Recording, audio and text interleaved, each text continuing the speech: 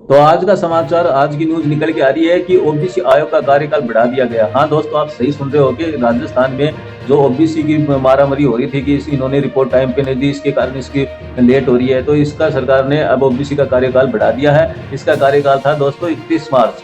Video अच्छा होने वाला है, वीडियो को सब्सक्राइब जरूर कर लेना, क्योंकि गांव वालों का कहना है कि भाई मानने कोन्या बेरो कोई को एमएलए एमपी की में खीर कुन खाई, मानना तो मारो सरपंच है। तो सरपंच का चुनाव कद होगा कद नहीं, तो सरपंच थाने मिलेगा।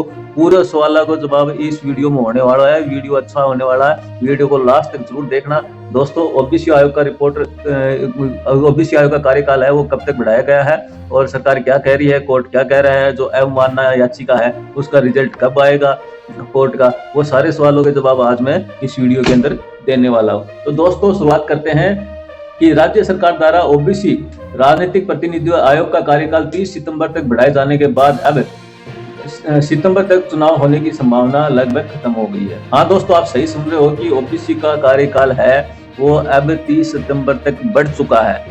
इसका मतलब आप साफ देख रहे होंगे कि सितंबर तक तो चुनाव होने की संभावना लगभग खत्म हो गई है। सितंबर तक तो चुनाव कब जाकर के ओबीसी रिपोर्ट देगी, सुना भाई सरकार का तो ये कहना है कि मेरे को तो ओबीसी आयोग रिपोर्ट देगी तब चुनाव होंगे, क्योंकि मैं किसी का हक नहीं खाना चाहता। ओबीसी की रिपोर्ट आएगी तभी चुनाव करवाएंगे। लेकिन विपक्ष है वो बराबर बराबर आपको उनके ऊपर कमेंट कस रहा है। वो बोल रहा है कि आपको हारने का डर है इसलिए आप चुनाव नहीं करवाना चाहते हो। तो भाई मैं आपको बता दूं कि दो आदमी अगर मैदान में लड़ेगा, कुश्ती करेंगे या कुछ भी खेल खेलेगा, तो एक तो हारेगा एक जीतेगा। राजस्थान में कहावत है भाई, दो लड़ेगा तो एक तो हारेगा एक जीतेगा। तो इसमें हारने वाली और जीतने वाली कौन सी बात है, वो तो जनता के हाथ में है। और 2 महीने बाद क्या हो जाएगा, वो तो 2 महीने बाद भी वही जनता है, वही नेता है। और एमएलए एमपी का चुनाव अलग होता है। गांव में होता है कि भाई बड़ोड़ो वोट दे देगा ताने, लेकिन छोटनियों वोट को न्या दिया, मतलब सरपंच को वोट को न्या दिया, वो तो मैं मारला नहीं देगा, लेकिन थाने बड़ोड़ो वोट जरूर मिल जाएगा। तो भाई सरपंच को वोट एक अलग राजनीतिक होती है, और जो एमएलए एमपी की चुनाव की राजनीतिक वो अलग होती है। छोटा वोट निकालना बहुत मुश्किल होता है।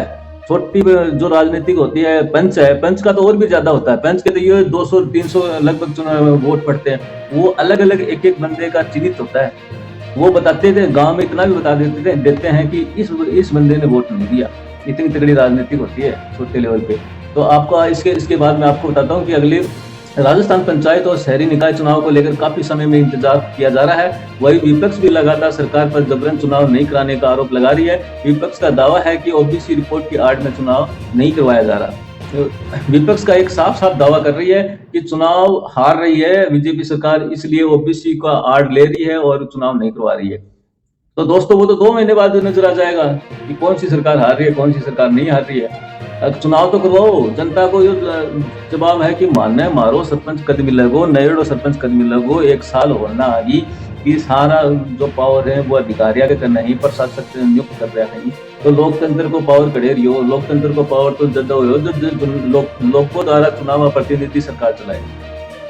तो दोस्तों इसके बाद मैं आपको बताता हूँ, साथ ही ये दावा है कि सरकार अभी चुनाव कराएगी तो उसे हारने का डर सता रहा है। वही चुनाव को लेकर नया अपडेट सामने आया है, जिसमें साफ हो गया है कि अभी सितंबर तक निकाय चुनाव का कोई आसार नहीं है। तो दोस्तों सितंबर तक तैयारी करो। अगर कोई चुनाव लड़ना चाहता है, अगर कोई परिचित चुनाव लड़ना चाहता है, तो अब आपके पास टाइम मिल गया है, आप तैयारियां करो। लेकिन तैयारियां भी कितनी करे, पिछले 1 साल हो गए चुनाव का इंतजार करते करते करते करते करते। इसके बाद मैं आपको बताता हूँ कि राजस्थान में पंचायती राज और शहरी निकाय चुनाव को लेकर तस्वीर अब लगभग साफ हो गई है। तो दोस्तों एक खबर और बता दूं मैं रात बीच में कि शहरी निकायों की तो अभी वोटर लिस्ट तैयार हो रही है। 12 मई लास्ट है, तो 12 मई को तो उनकी वोटर लिस्ट तैयार होकर आएगी और फिर जाकर के कहीं चुनाव की तैयारियां चालू होगी। लेकिन अभी ओबीसी आयोग की रिपोर्ट बाकी है।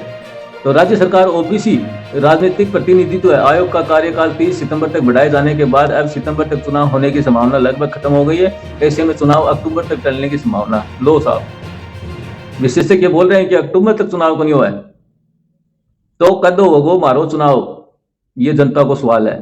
तो तब भी कमेंट बॉक्स में बताओ कि चुनाव लेट क्यों हो रहे हैं, तो कब तक चुनाव होने की संभावना है। इसके बाद मैं आपको बता दूं कि चुनाव टल क्यों रहे, क्या वजह है।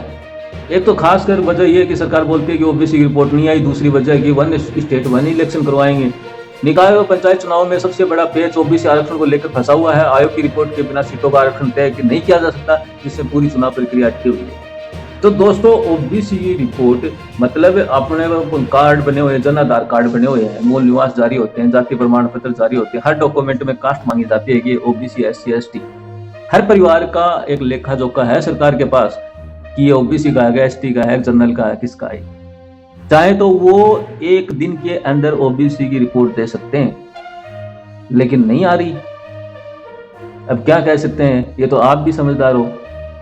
लेकिन इसमें फायदा भी एक वन स्टेट वन इलेक्शन में एक फायदा भी है, क्योंकि उसमें बार बार जनता का पैसा नहीं लगता।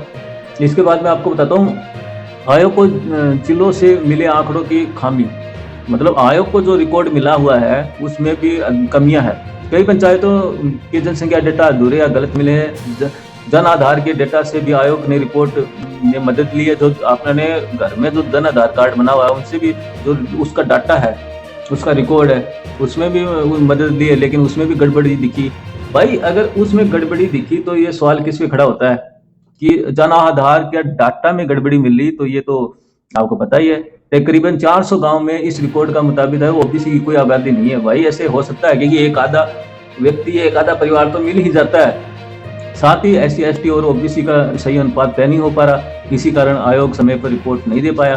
कार्यकाल बढ़ाना, इसलिए कार्यकाल बढ़ रहा है। तो दोस्तों, इसके आगे बताता हूँ कि सितंबर तक क्यों बढ़ाया गया कार्यकाल। ऐसी क्या आवश्यकता पड़ी कि ओबीसी आयोग को सितंबर तक कार्यकाल बढ़ाना पड़ा।